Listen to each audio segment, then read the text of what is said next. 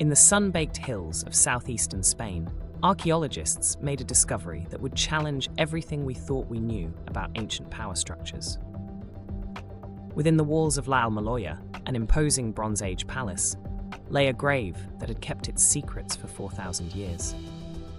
The year was 2014, and as researchers carefully brushed away layers of soil, something caught the light. A flash of silver that hadn't seen the sun since it was placed there during the Bronze Age. What emerged from the earth would rewrite our understanding of ancient European society. The grave contained two bodies. One was a man, but it was his companion who commanded attention. A woman, approximately 25 years old, had been laid to rest wearing a silver diadem, a crown-like headpiece that proclaimed her status as clearly in death as it had in life.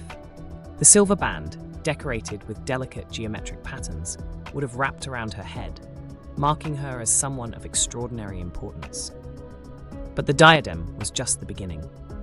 As archaeologists continued their careful work, they uncovered more treasures: silver rings, bracelets, and spiraled coils that once adorned her hair.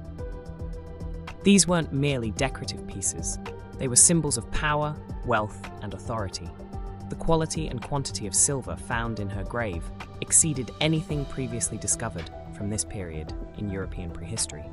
The burial chamber itself spoke volumes about her status. Located beneath the palace's main hall, directly under what appears to have been the seat of political power, it was no ordinary grave. This was a place of honor, reserved for someone who wielded significant influence in their society. The woman had been laid to rest on a ceremonial platform, her body adorned with her precious silver ornaments. Beside her lay copper punches and an awl, tools that suggested she was involved in silver working, a highly prestigious craft in Bronze Age society. These weren't just grave goods, they were symbols of her expertise and authority. What makes this discovery so remarkable is how it challenges our long-held assumptions about gender roles in ancient societies.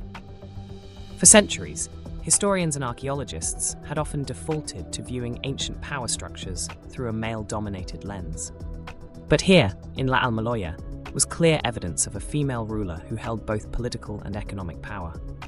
The site itself, part of the El Argar culture that dominated southeastern Iberia during the Bronze Age, was already known for its sophisticated social and political organization. But this burial, designated as Burial 7, revealed something even more sophisticated: a society where women could rise to positions of supreme authority. The silver diadem itself tells a fascinating story.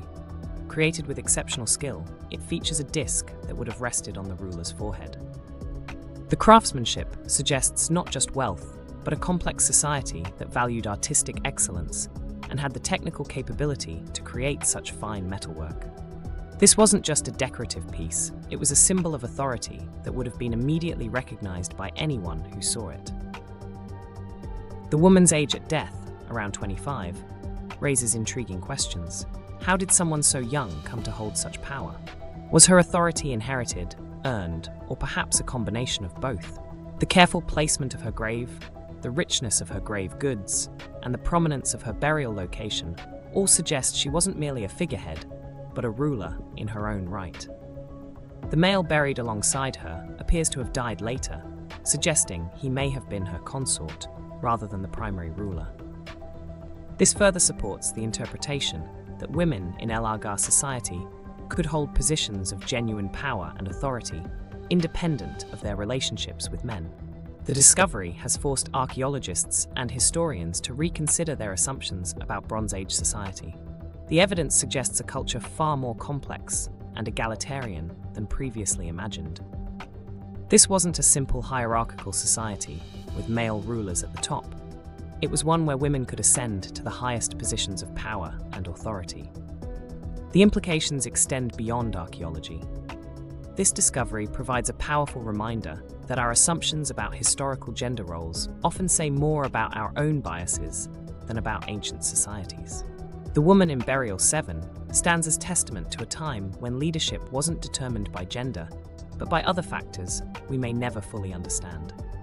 Yet perhaps the most powerful aspect of this discovery is how it resonates with modern conversations about gender and power. 4,000 years ago, in what we might assume was a more primitive time, here was a society that recognized and accepted female leadership at the highest levels. As we continue to uncover more evidence from sites like La Almoloya, we're forced to confront our own preconceptions about ancient societies. The silver diadem, still gleaming after 4 millennia, serves as a powerful reminder that the past is often more complex and surprising than we imagine.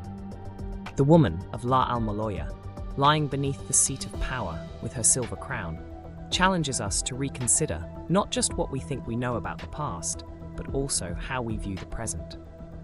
In her grave goods and the positioning of her burial, we see evidence of a society that valued leadership, regardless of gender, a lesson that still resonates 4,000 years later. As the sun sets over La Almoloya today, the ancient ruler's grave reminds us that history is not a simple story of male dominance, but a complex tapestry where women have always played crucial roles. The silver diadem may have lost its shine, but its message remains as bright as ever. Power knows no gender, and leadership takes many forms. In the end, Burial 7 stands as more than just an archaeological discovery. It's a window into a world that challenges our assumptions, expands our understanding, and reminds us that the past, like the present, is always more complex than we imagine.